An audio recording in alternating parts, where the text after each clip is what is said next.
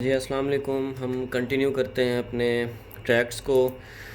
हमने देखा था कि टू टाइप्स ऑफ ट्रैक्स होते हैं, असेंडिंग एंड डिसेंडिंग, और उसके बाद हमने असेंडिंग्स की टाइप देखेंगी जो कि थी लेटरल था, एंटीरियर था और डोर्सल था। और लेटरल और एंटीरियर को हम एंटीरो लेटरल भी कह रहे थे और डोर्सल को हम मॉडर्न ट्रैक भी कहा था हमने।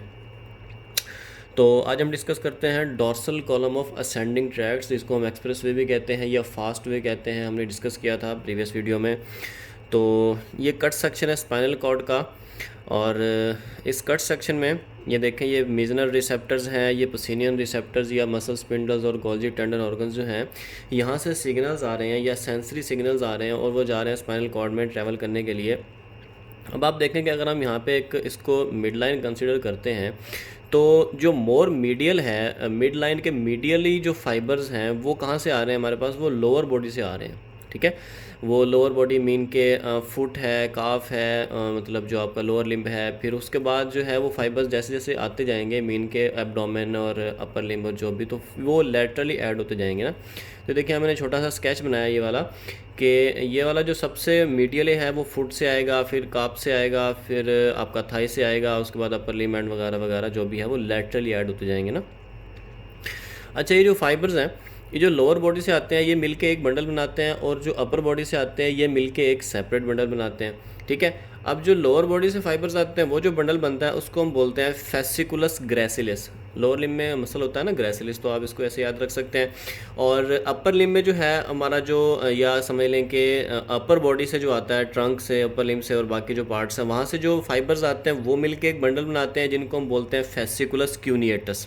ठीक है, अच्छा ये देखें यहाँ पे वही चीज़ लिखी हुई है, that is the medial bundle or the fasciculus gracilis which comes from the lower body, and this is the lateral bundle or the fasciculus cuneatus which comes from the upper body।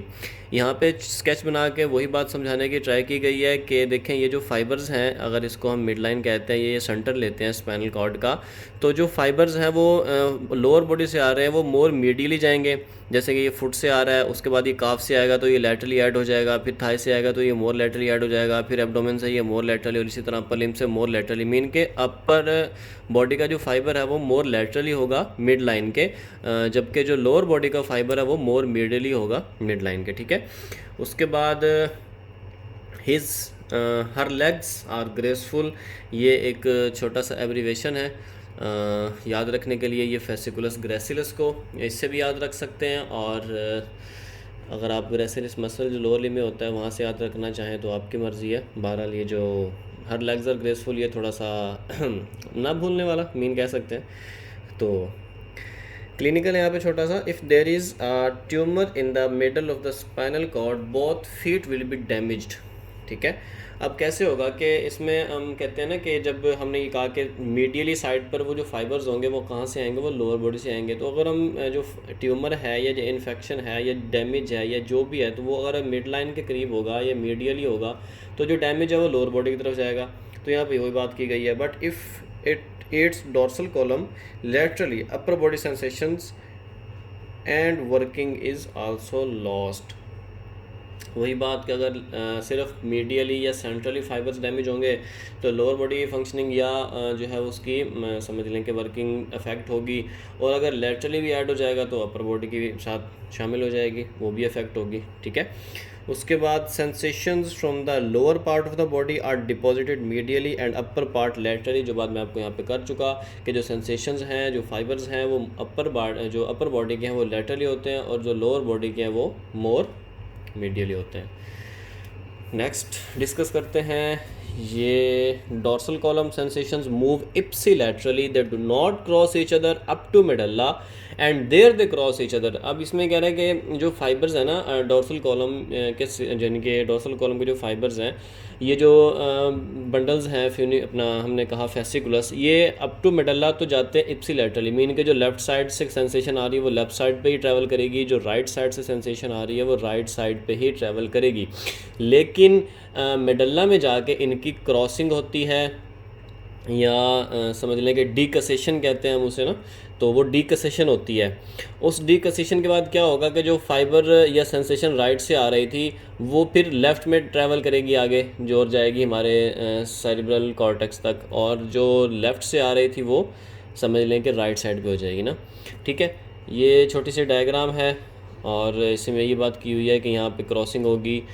ये sketch बनाया है मैंने आपको समझाने के लिए। यहाँ पे जो डिकसेशन का एक्चुअल कंसेप्ट है, ये देखें हमारे पास ये जो आ रहे थे ये फेसिकुलस ग्रेसिलस और फेसिकुलस क्यूनिएटस है। ठीक है, अब जो लेटरल वाला है ये कौन सा था, क्योंकि लेटरली अपर बॉडी से आता है तो ये फेसिकुलस क्यूनिएटस होगा, और जो मीडियली आता है ये वाला ये फेसिकुलस ग्रेसिलिस होगा। अब जब मेडल्ला में जाते हैं तो ये वहाँ पे होते हैं न्यूक्लियाई।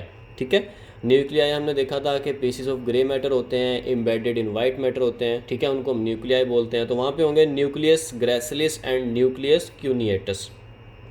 ठीक हो गया।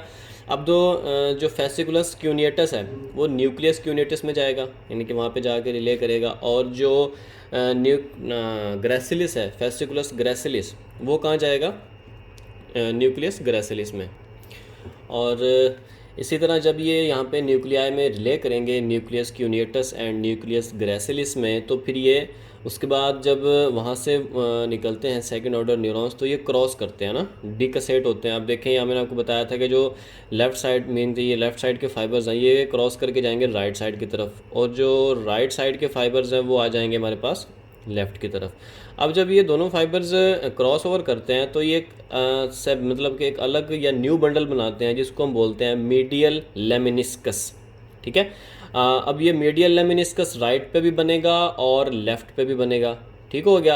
अब ये मीडियल लेमिनिस्कस जो है ये आगे हमारे पास ट्रैवल करता है और हमारे सेरेब्रल कॉर्टेक्स तक जाता है, और फर्दर जो है हमारा मोटर रिस्पॉन्स जनरेट होता है वो हम आगे डिस्कस करेंगे इंशाल्लाह।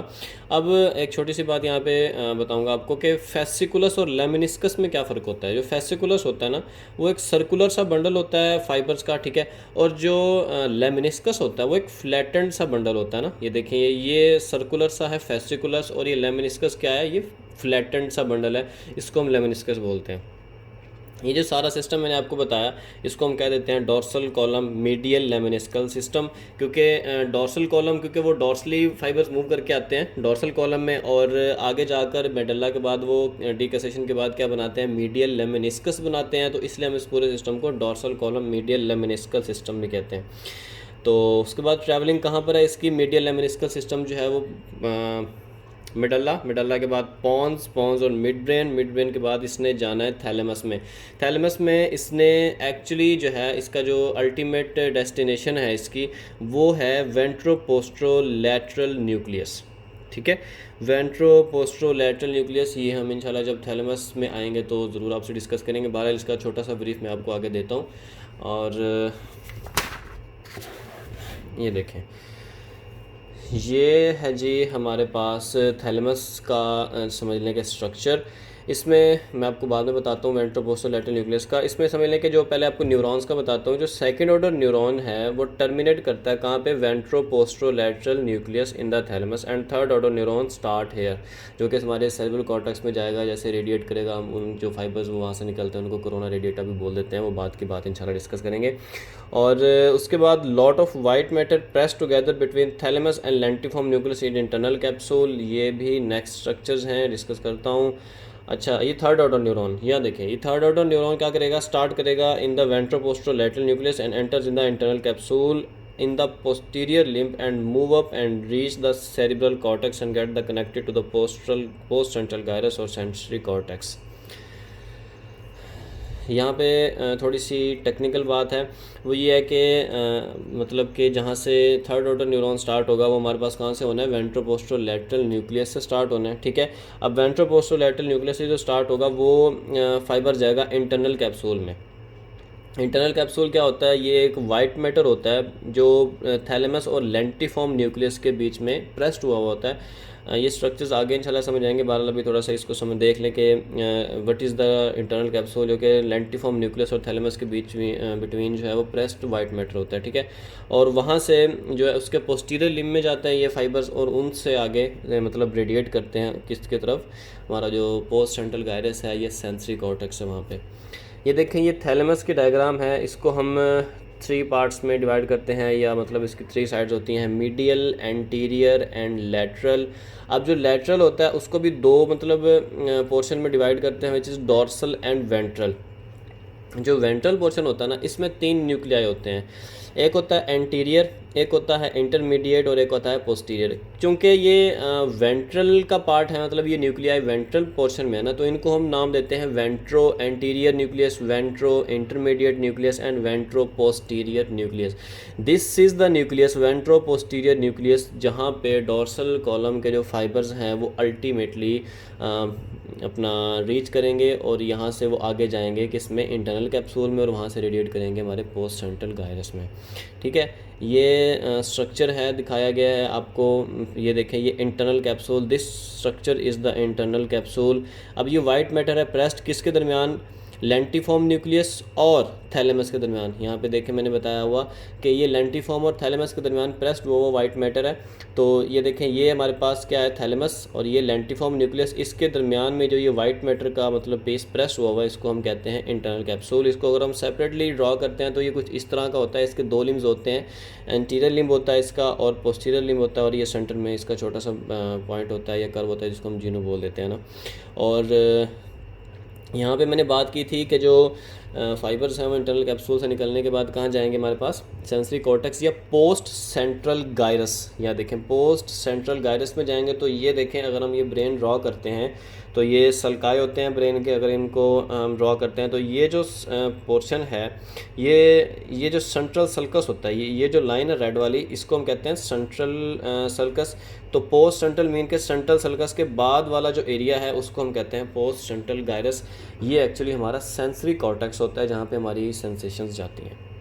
तो ये था हमारा डोर्सल सिस्टम। इंशाल्लाह नेक्स्ट वीडियो में हम डिस्कस करेंगे हमारा antero lateral system. Thank you.